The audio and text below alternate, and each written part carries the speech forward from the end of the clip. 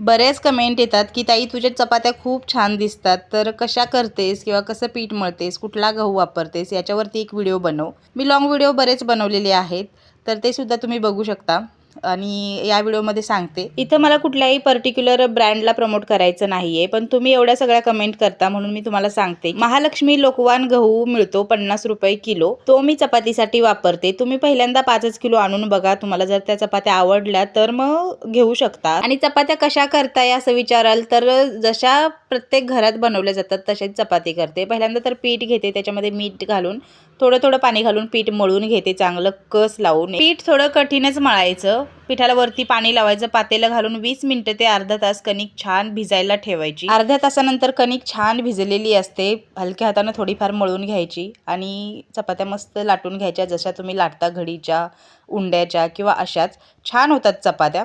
तर बघा ट्राय करून.